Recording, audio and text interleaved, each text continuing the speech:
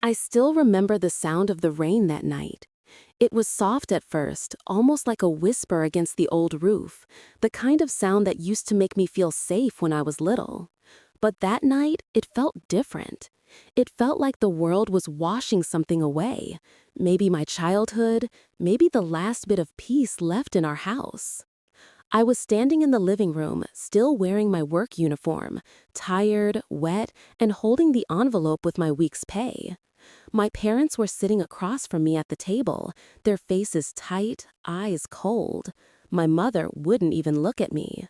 My father's voice broke the silence first. "You're 24 now, Sarah. You live here, you eat here. It's time you start paying your share." I blinked, thinking maybe he was joking. I'd been working double shifts at the diner to help with bills already, buying groceries when I could, paying for my own clothes. "Dad, I already help," I started, but he cut me off. "Not enough," he said. "Either you start paying rent like everyone else, or you find somewhere else to live." The words hit harder than thunder outside. For a second, I thought I misheard. Pay rent? To my own parents? I'd been saving every bit I could to go back to school, to finally start over after years of putting my dreams aside for them. My voice came out small. "You're serious?" My mother's gaze finally met mine. There was no warmth left in it. "We've done enough for you, Sarah. It's time you learn responsibility." Responsibility. The same word they used every time they didn't want to understand how hard I was trying. The silence stretched long. The rain outside grew louder, wind pressing against the windows like the world wanted to come inside and witness the moment I broke. "Fine," I whispered, "if that's what you want." I went to my room. My hands shook as I packed. A few clothes, my notebook, my grandmother's photo, the only person who ever made me feel seen. Every drawer I closed felt like a goodbye I hadn't prepared for. When I came back to the hallway, my parents were still at the table. They didn't say a word. My father just looked down, and my mother folded her arms like it was easier to pretend she didn't care.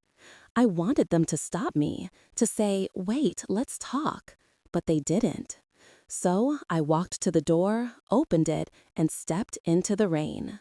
The cold hit my face like a slap, but the tears were warm. I didn't even have an umbrella. The sound of the door shutting behind me echoed, final, sharp, almost cruel. For a second, I stood on the porch, looking back through the fogged glass window. I saw their shadows, still sitting, still silent, and realized they weren't going to come after me. "Okay," I whispered to the storm, "then I'll go." I started walking, one step at a time, until the house disappeared behind the curtain of rain. Alone in the cold. By the time I reached the bus stop, my shoes were soaked. My phone battery was low, my wallet nearly empty. I scrolled through my contacts, searching for someone I could call. Friends had moved away. Old coworkers were busy with their own lives, and the few people I thought cared, well, I'd always been the one helping them. So I sat there, under the flickering streetlight, hugging my backpack to my chest.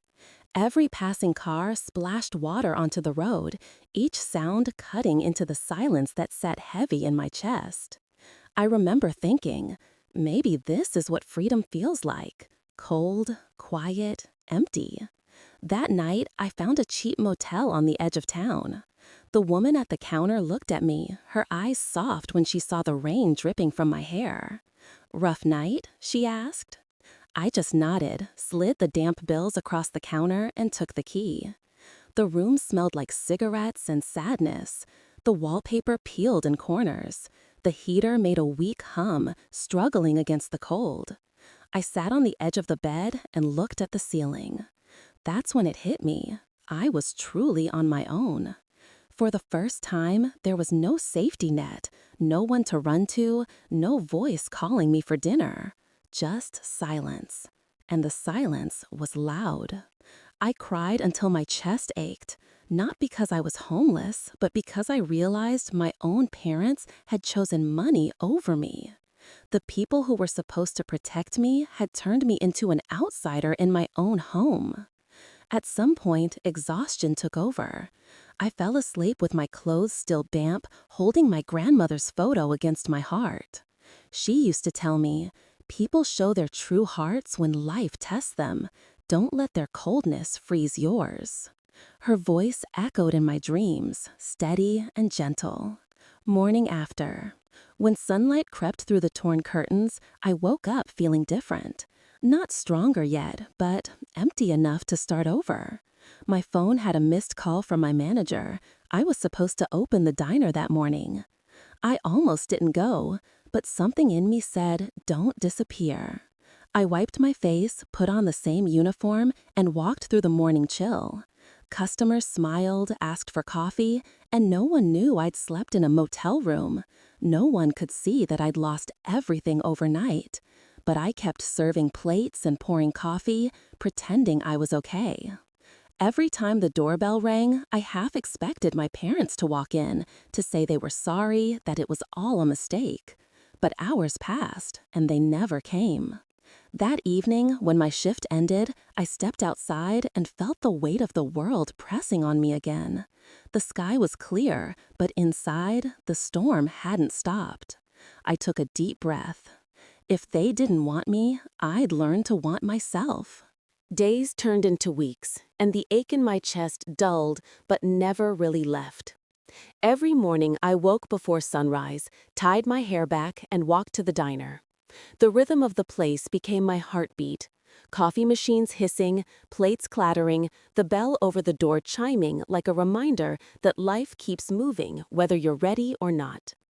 The customers were mostly regulars, tired workers, lonely travelers, people with stories they'd never tell. Sometimes they'd leave a tip and a kind word, sometimes they'd leave nothing at all. But I learned to smile anyway. At night, I'd go back to the motel, count the few dollars left, and whisper to myself, just one more day. The silence in that small room became both my enemy and my teacher. I learned to listen, to my thoughts, my pain, my hopes. I wrote letters I never sent. Letters to my parents, to my younger self, to the girl who still waited for an apology that might never come. Dear Mom and Dad, I'm okay, or at least I'm trying to be. I hope you're eating well. I hope the house is warm. I don't hate you. I just don't understand you. Maybe someday I will. Each time I finished a letter, I folded it carefully and tucked it under my pillow. It felt like talking to ghosts, people who were still alive, yet gone from my life. Tiny steps forward. After 2 months, I found a small room for rent above a flower shop. It was nothing fancy. One window, one bed, one dream still clinging to life.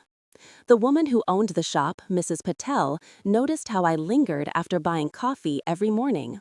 One day, she smiled and said, "You look like someone who needs a place to rest, not just sleep."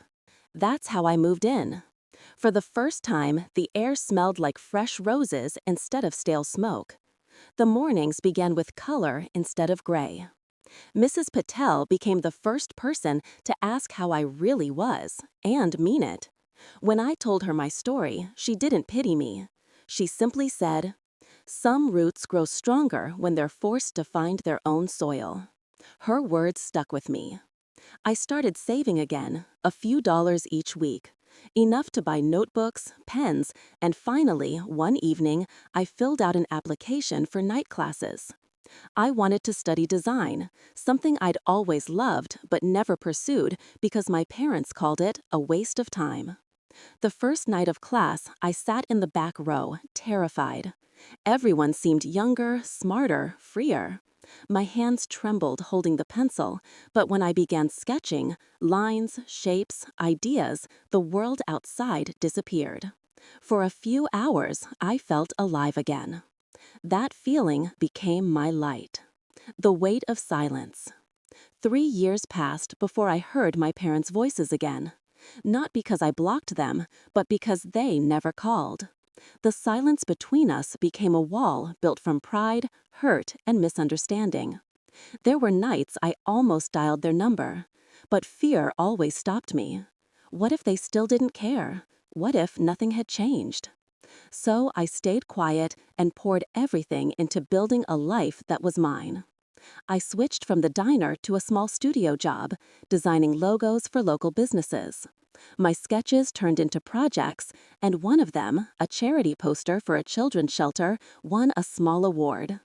When my name was printed on it, I cried. Not because of pride, but because it proved I existed outside of them. I began to laugh again, slowly, carefully. But every holiday season, when the streets filled with lights and families hugged in the cold, I'd feel that old ache return. I'd walk by a window and see parents wrapping gifts for their kids, and for a second, I'd imagine my mother's hands tying a ribbon, my father's laugh echoing down the hall. Then reality would catch up, and I'd keep walking, finding myself again. Healing doesn't come all at once. It sneaks up on you in small moments. It came to me one morning while helping Mrs. Patel unpacking boxes of lilies. The shop smelled like hope.